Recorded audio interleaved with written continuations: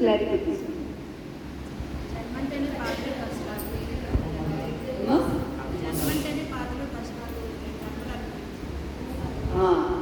కొద్దిగా బయటకు వచ్చారు. ఇంకొంచెం ఎందుకు విడుదల కోరుకుంటున్నాము అని అంటే ఈ జన్మ వల్ల సుఖాలు కొద్దిగా ఉన్నాయి, 10%.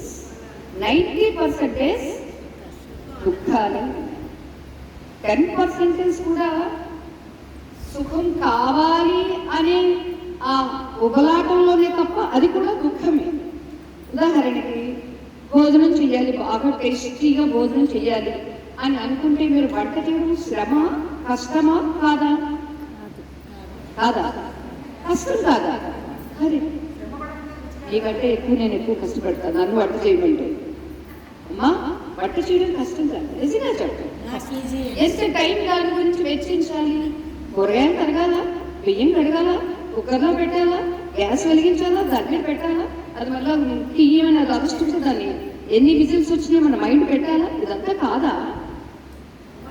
అది అలా ఉదేస్తామని కడుగు ధ్యానం చేస్తామంటే అదంతా అది అయిపోతుందా? అయిపోతుందా? అవ్వదు. కానీ మన కోరిక ఏంటి? టేస్టీగా మనం అందరూ కలిసి ఎంజాయ్ చేస్తూ భోజనం చేయాలి అనే కోరికతో దీన్ని మనం చాలా సుఖంగా ఫీల్ అవుతాం. కష్టాన్ని కూడా సుఖంగా ఫీల్ అవుతాం. ఇదే ఈ మాత్రం 10%. ఇది మన ఇంప్రెషన్ బట్టి, అంటే మనం అనుకునే దాన్ని బట్టి ఉంటుంది తప్ప వేరే కాదు. ఇప్పుడు నేనున్నాను అనుకోండి, నాకు ఏది ఇష్టమో అది కష్టం అనిపించదు, మీకు అది కష్టం కావచ్చు. మీకు ఏది ఇష్టమో అది నాకు కష్టం కావచ్చు. ఓకే, అంతేత ఏది ఏది శుభమో లేదా ఏది సుఖమో ఏది దుఃఖమో అనేది దాన్ని ఎవ్వరూ కూడా కన్ఫామ్ గా యథమిత్యంగా ఇది దుఃఖమే ఇది సుఖమే అని ఎవరు చెప్పలేదు.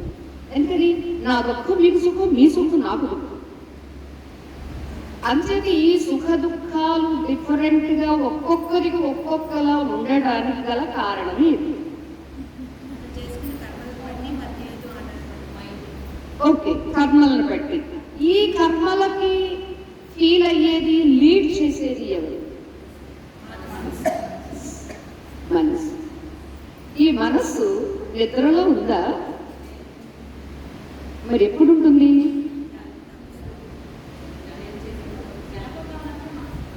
మెలకుగా. మనకి నిద్ర నుండి మెలకు వచ్చింది, మనసు వచ్చేస్తుంది. మనసు వచ్చేసరికి జీవుడిగా మనం రెడీ అయిపోతున్నాం. ధ్యానంలోకి వెళ్ళారనుకోండి, నిద్రలోకి వెళ్ళినప్పుడు ఈ జీవాత్మ లేదా నేను స్త్రీని, నేను పురుషుడిని, నేను సో అండ్ సో అనేటటువంటివన్నీ ఏమైపోతున్నాయి? ఏమవుతున్నాయి? ఉంటున్నాయి. అప్పుడు కూడా నిద్రలో నిద్ర రాజు నిద్రించు నిద్రయును ఒకటే అండనే భక్తు నిద్ర అధికు మెండైన బ్రాహ్మణుని మెట్టు భూమి ఒకటే చండాలు జనభూమి బ్రహ్మం ఒక్కటే పరబ్రహ్మ. నిద్రలో ఎవరు మనం? బ్రహ్మ. బ్రహ్మ. నిద్రలో మనం దేవుడు, నిద్రలో మనం ఆత్మ. బాగుంది. ఇప్పుడు ధ్యానం ఎందుకు చేస్తున్నారో చెప్పండి.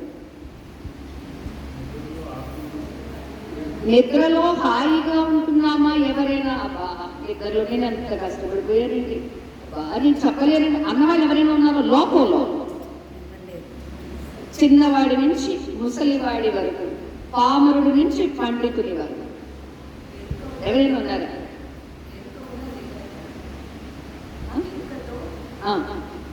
అది తర్వాత మనం ఆలోచిద్దాం. అసలు నిద్ర అనే అందరికీ అనుభవం ఉంది కదా.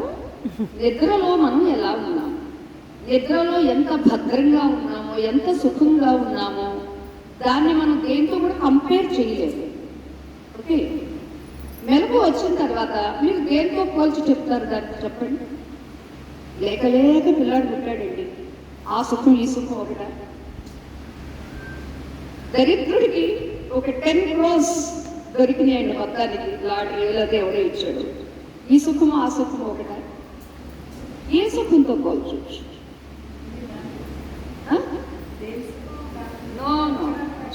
దేని సుఖం దానిది కాదు తల్లి. నిద్రలో ఉండే స్వరూప ఆనంద స్థితిని మీరు ఈ ప్రపంచంలో దేనితో కూడా పోల్చలేదు. అది సరే, నెక్స్ట్కి వద్దాం. ముందు నిద్ర మనందరికీ ఇది సార్వత్రిక అనుభవం. ఇదే మనకు ఉపనిషత్తు చెబుతుంది, రమణ మహర్షి కూడా అదే చెబుతారు. గాఢ నిద్రానుభూతిలో ఎలా ఉన్నాము, అంత హాయిగా ఉంది. ఆ హాయి నాకు ఇప్పుడు కావాలి అంటే ఏం చేయాలి? కరెక్ట్. ఇది ఎరుకతో. అక్కడ ఎరుక లేదు, కేవలం తమో స్థితి, అంటే తమో గుణంలో. తమో గుణంలో ఉన్నా కూడా ఎంత హాయి అంటే మనకి నీరసం వచ్చి పడుకున్నాము, అలసిపోయి పడుకున్నాము, బాధతో పడుకున్నాము, వ్యధతో పడుకున్నాము, భారంతో పడుకున్నాము. నిద్రలో ఇవి ఏవైనా ఉన్నాయా? ఇవి సత్యమే నిత్యమే అయితే అక్కడ కూడా ఉండాలి. అనైకాంతికత్వా సుషుప్తేక సిద్ధః తదేకోవశిష్ట శివ కేవలోహం అంటారు శంకర భగవద్పాద. బాహ్యంలో ఏది చూసినా ఏకత్వంగా ఏదీ లేదు. మన శరీరంలో అవయవాలే ఏకత్వంగా లేదు. ఇద్దరు ట్విన్స్ పుడితే కూడా వాళ్ళల్లో ఇద్దరికి ఈక్వాలిటీ ఉంది. ప్రపంచమే అన్నారు. కానీ సుషుప్త్యేక సిద్ధ, సుషుప్తి అంటే సౌండ్ స్లీప్ స్టేట్. అక్కడ ఎలా ఉంటుంది? కేవలం శివస్వరూపంగా ఉంటుంది. అదే శివ కేవలం. ఇదిగో మీకు శివలింగాన్ని కూడా తెచ్చిపెట్టుకున్నారు వాడిగా. అంటే మన నిజస్వరూపము అంత ప్యూరిటీగా క్లారిటీగా ఉంది. కానీ మనం ఏం చేస్తున్నాం? మీరు ఎవరండి అంటే నేను వాడినండి. అదేంటి ఇప్పటికి 3 సార్లు 4 సార్లు కనిపించాను. మాతాజీ మీకు ఏమైనా మత్తుగడపా ఏమిటి, నేను తెలియట్లేదా అని మనం అనుకుంటాం. ఇప్పుడు ఎందుకు ఎవరు అంత శుద్ధ స్ఫటిక లింగం వంటి వాళ్ళమా, లేకపోతే పైకి కనిపించేటటువంటి ఒక మాతాజీ లేదా ఒక పద్మ, వాటెవర్? ఇది నిజమా? అది నిజమా? అదే నిజం. అదే నిజం కదా. అదే నిజం కాబట్టి అక్కడ అంత ఆనందం ఉంది. ఆ ఆనందాన్ని తెలియకుండా భగవంతుడు ఏదో ఆయన చాలా మంచివాడు గొప్పవాడు కాబట్టి అందరికీ సర్వ ప్రాణులకి ప్రసాదించాడు. అదే లేకపోతే మళ్ళీ తిరిగి మన బాడీ రీఛార్జ్ కాదు, ఎనర్జీ మళ్ళా మనకి పెరగదు, మనందరికీ తెలుసు. ఆ స్థితిని ఇప్పుడు ఎరుకతో సాధించేది చాలా. అంతేత ఆ ధ్యానంలో శ్వాస మీద ధ్యాస పెట్టి మనస్సును ఏకాగ్రపరిచి ఏకీకృతమైనటువంటి మనస్సుని కూడా అమనస్కం చేసి ఎప్పుడైతే నేను జీవున్నా దేవున్నా ఎవరిని అని మనల్ని మనం ప్రశ్నించుకున్నప్పుడు మనస్సుని విడిచిపెట్టి తగ్గించే బుద్ధిని విడిచిపెట్టి గాఢ నిద్రలో ఆఖరికి ప్రాణం కూడా లేకుండా నేను ఏ ఆనంద స్థితిగా ఉన్నానో అది నేను అని మిగలడమే చాలా. అర్థమైందా? ఆ స్థితిలో ఉన్నప్పుడు మీకు నిద్ర రాదు. నిద్ర వచ్చినప్పుడు మనం తమస్సులోకి జారుకున్నట్టు లెక్క. మధ్యలో ఇలా అయ్యిందనుకోండి, అలా అన్నప్పుడు ఓ తమస్సు గారు ఎంటర్ అవుతున్నారు అని మళ్ళా మనం అలర్ట్ అయినప్పుడు ఆ స్థితిని, ఏ స్థితిని? గాఢ నిద్రలో ఉన్నటువంటి స్థితిని ఇక్కడ ఎరుకతో మనం పొందినప్పుడు అది దివ్యత్వము, అది ఆత్మస్వరూపం, అదే నేను. సోహ సహ అతడే నేను, అదే నేను. అర్థమైందమ్మా?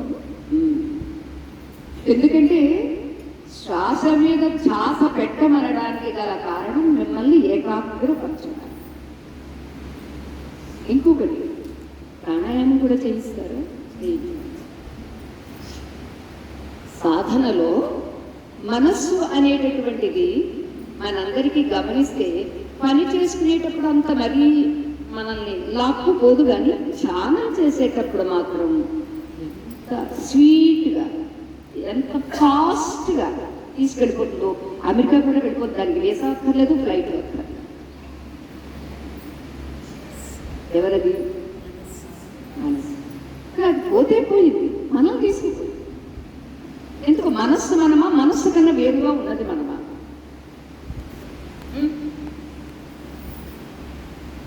ఎందుకంటే శరీరం మనమైతే కాదు కదా, శరీరము మనమా? డౌటా? శరీరము కాదు అన్నవాడు చేతులు ఎత్తండి. నేను శరీరము కాదు. హాఫ్ అంటే కొంచెం హాఫ్ ఒక శరీరము నేనైతే కాదు. ఓకే, శరీరము నాది అని అందాం లేండి, మరీ నాది కాదనుకుంటే ఇబ్బంది.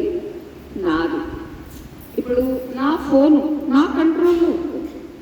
ఓకే, నా ఫోన్ నా కంట్రోల్లో ఉన్నట్టుగా నా బాడీ నా కంట్రోల్లో ఉంటుందా? ఉంటుందా? మోకాలు నొప్పి వస్తుందండి, దాన్ని నా కంట్రోల్లో పెట్టుకోలేకపోతున్నానండి. మీరు ఎప్పుడైతే కమాండర్ అయ్యారో అప్పుడు కూడా మీ కంట్రోల్కి వస్తుంది.